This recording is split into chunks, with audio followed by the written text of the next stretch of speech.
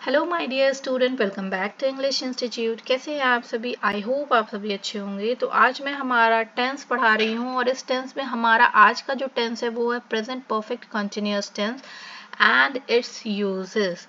तो present perfect continuous tense को हम कब और कैसे यूज़ करते हैं, इसका यूजेस क्या है, इसको बोलने का तरीका क्या है, इसके स्ट्रक्चर्स क्या है, सारा आपको इस वीडियो में मिलेगा।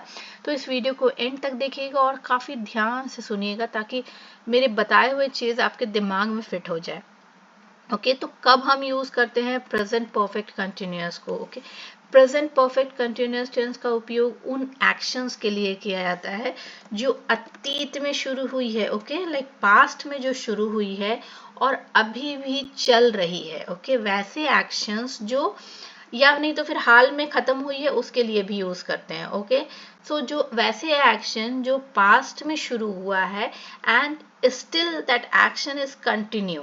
ओके, तो वो एक्शन अभी भी कंटिन्यू है, वो काम जो है वो पास्ट में हमने शुरू किया और वो अभी भी चल रहा है। तो उस तरह के सेंटेंसेस को हम प्रेजेंट परफेक्ट कंटिन्यूअस टेंस में यूज करते हैं। ओके, अगर और ऐसा भी होता है कि हाल ही में समाप्त, लाइक पास्ट में स्टार्ट हुआ है और अभी अभी जस्ट रिसेंटली फिनिश हुई है, लेकिन उसका इफेक्ट जो है अभी भी बाकी है, तो भी हम उस सेंटेंस को प्रेजेंट परफेक्ट कंटिन्यूअस टेंस में ही बनाते हैं।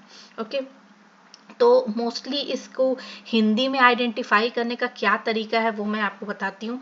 एंड में आपके हमेशा रहा है, रही है, रहे हैं आएगा, लेकिन साथ में टाइम लिमिट भी आएगी। लाइक 1 घंटे से, 2 दिन से, 2 साल से, 4 साल से, कल से, परसों से, इस तरह के सेंटेंस में टाइम मेंशन होगा कई घंटों से।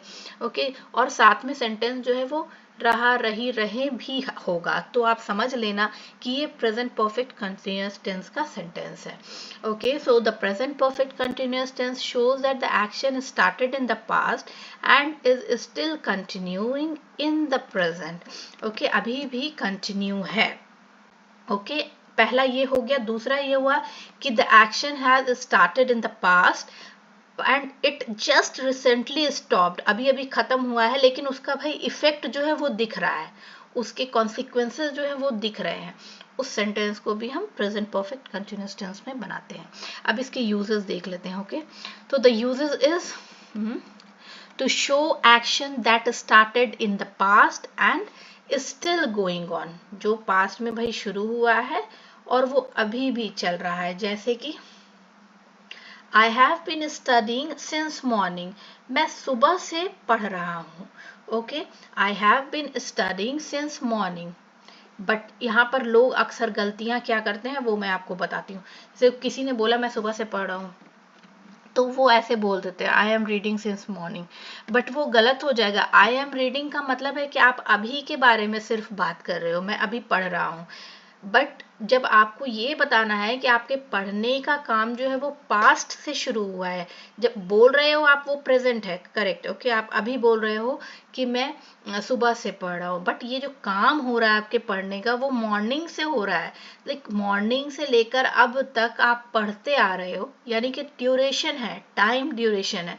तो आप इसे प्रेजेंट परफेक्ट कंटिन्यूअस में बनाओगे और आप कहोगे I have been studying since morning. Okay, I hope कि ये क्लियर हो गया होगा आपको। अब देखें कि नेक्स्ट क्या है, to emphasize duration of the action. जब हमें ड्यूरेशन मतलब जब समय को हमें एम्फेसिस करना हो, मतलब उस पर फोकस करना हो, उस पर जोर डालना हो, तो हम तो भी हम इस टेंस का यूज करते हैं। Got it? जैसे कि वे यहाँ 10 साल से रह रहे हैं। कब से रह रहे हैं इस पर हमारा फोकस है, ठीक है, उनके रहने से फोकस नहीं है, वो कब से रह रहे हैं वो मेन चीज है। तो वो 10 साल से रह रहे हैं, तो जब हम ये बताना चाह रहे हो कि वो इतने पीरियड से रह रहे हैं, तो हम इस सेंटेंस को प्रेजेंट परफेक्ट कंटिन्यूअस में बनाएंगे। ये सेंटेंस इस तरीके से बनेगा, they have been living here for 10 years। They have been living here for 10 years। Next जो है वो है to describe recent activity whose result is still visible। ओके, मतलब कि वो एक्टिविटी, वो एक्शन खत्म हो गया है बट उसका रिजल्ट जो है वो अभी भी दिख रहा है। ओके, जैसे कि okay, she has been crying मतलब वो रो रही थी। अब आप सोचोगे कि ये तो थी आ गया, ये तो पास्ट का लग रहा है, इसको तो बोल देंगे शी वॉज क्राइंग। ओके, नहीं, लेकिन अगर कोई भी इंसान जब रोता है तो उसका इफेक्ट जो है ना वो बाद में दिखता है। जैसे रोने के बाद हो सकता है शायद आपकी आंखें सूज गई हो, आपकी आंखें लाल हो, स्पेशली उस पर्टिकुलर पीरियड की मैं बात कर रही हूँ। ठीक है, अगर आप ये बताना चाह रहे हो कि कोई अभी अभी रो करके चुप हुआ है, ठीक है, अगर आपको ये बताना है कि वो रो रही थी और वो बंदा जो रो रहा था वो अभी अभी जस्ट चुप हुई है, ठीक है, और उसकी वजह से आपको उसकी आंखें लाल दिख रही है या वो गुस्से में अभी भी दिख रही है, तो आप बोलोगे शी हैज बिन क्राइंग। आप ये नहीं बोलोगे कि शी वॉज क्राइंग।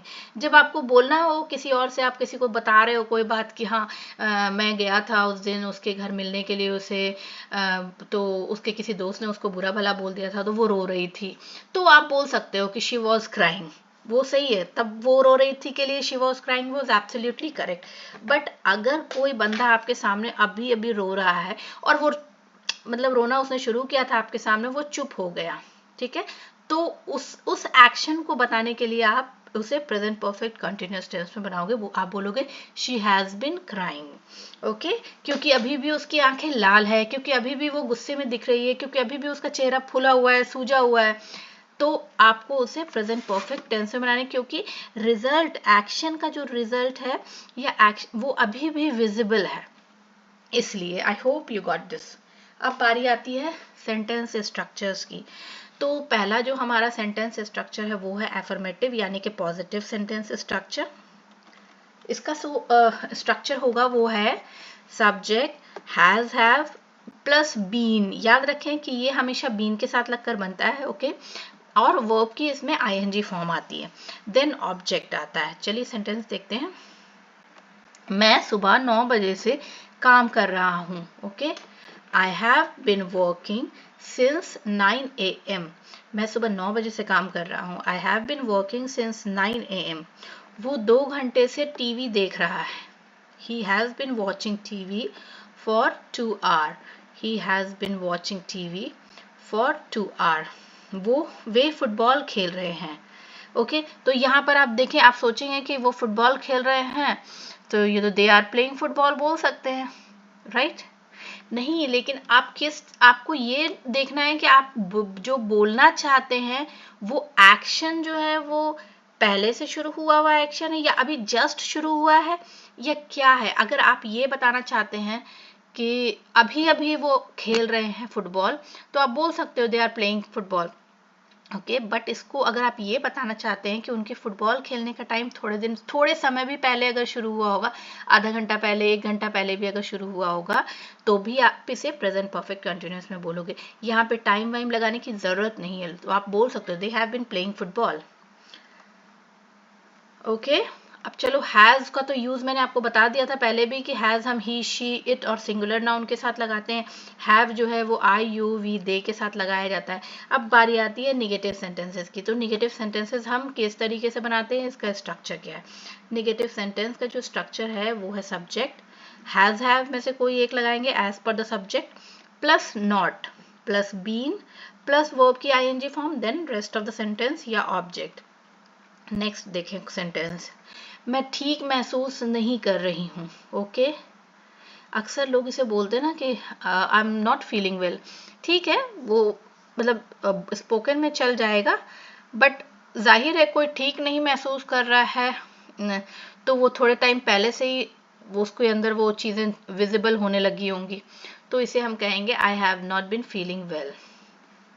नेक्स्ट जो हमारा सेंटेंस है वो है वह स्कूल नहीं आ रही है, okay. So she has not been coming to school. Next हमारा आता है इंट्रोगेटिव सेंटेंस। तो इंट्रोगेटिव सेंटेंस को हम किस तरीके से बनाएंगे ये हम देख लेते हैं। इंट्रोगेटिव सेंटेंस को बनाने का स्ट्रक्चर, हेल्पिंग वर्ब हमारा पहले आ जाएगा, ओके। हैज और हैव पहले आएगा, subject, then been, then verb की आईएनजी फॉर्म, देन ऑब्जेक्ट या रेस्ट ऑफ द सेंटेंस। जैसे क्या तुम सुबह से पढ़ रहे हो, इसे हम कहेंगे have you been studying since morning. क्या वह पूरी रात से काम कर रहा था, has he been working all night. Has he been working all night. अब चलो थोड़ा टिप देती हूँ। सच क्वेश्चन यूजुअली कंटेन से, ओके। जब हम क्वेश्चन बनाते हैं तो वो अक्सर आता है कि इतने टाइम से, कब से, ओके, वो ज़रूर आता है। एंड ड्यूरेशन लगा हुआ होता है, और जो क्वेश्चन है वो हमेशा क्या वगैरह से स्टार्ट होता है, ओके। तुम कब, क्या, कब, लाइक क्वेश्चन वाले वाक्य, उसमें नॉट वाक्य, शब्द यूज होते हैं, राइट। सो अब देख लेते हैं कि टाइम एक्सप्रेशन कौन कौन सा यूज होता है। तो बहुत ही जो मोस्ट कॉमन टाइम एक्सप्रेशन है वो है सिंस और फॉर, ओके। सिंस हम बहुत यूज करते हैं और फॉर यूज करते हैं। सिंस जो है वो किसी निश्चित समय के लिए यूज करते हैं, लाइक फिक्स्ड टाइम के लिए हम सिंस का यूज करते हैं, जैसे कि 7 AM 8 AM, since morning, since evening, okay, since afternoon, since 2012, इस तरह की चीज़ों को मतलब जो फिक्स्ड समय है उसके लिए हम सिंस का यूज़ करते हैं, ओके। और फॉर हम कब यूज़ करते हैं? फॉर हम ड्यूरेशन बताने के लिए, अवधि बताने के लिए, ओके, कि इतने देर से, 2 घंटे से, 4 घंटे से, 1 हफ्ते से, 2 साल से, 5 साल से, 2 महीने से, ओके। तो ये 2 महीने जो पीरियड जो है ना वो अवधि बता रहा है आपको, ड्यूरेशन बता रहा है। लेकिन सिंस जो है ना वो आपको फिक्स्ड टाइम बताता है, ओके। तो ये दो है टाइम ड्यूरेशन। इसके अलावा लेटली और रिसेंटली भी यूज करते हैं, कि हाल ही में वो रो रही थी, तो she has been crying recently और लेटली, ओके। नेक्स्ट जो है ऑल डे ऑल नाइट, पूरे दिन पूरी रात भी हम यूज, पूरी रात वो काम करता रहा, okay. So he has been working all day और ऑल नाइट, ओके, पूरे दिन के लिए, ऑल डे ऑल नाइट, पूरी रात के लिए। सो आई होप कि प्रेजेंट परफेक्ट कंटिन्यूअस टेंस जो है वो आपको समझ में आ गया होगा, इसके यूजेस समझ में आ गए होंगे। तो try to speak more and more, try to make sentences more and more. और जब आपकी प्रैक्टिस इसकी पे अच्छी हो जाए, जब आपकी पकड़ आप इस पर अच्छी हो जाए, तो डेफिनेटली आप इसे यूज़ कर पाएंगे। तो अगर आपको वीडियो मेरी अच्छी लगी हो तो प्लीज़ इसे लाइक कर दें। चैनल पर अगर न्यू है तो चैनल को सब्सक्राइब करना ना भूलें।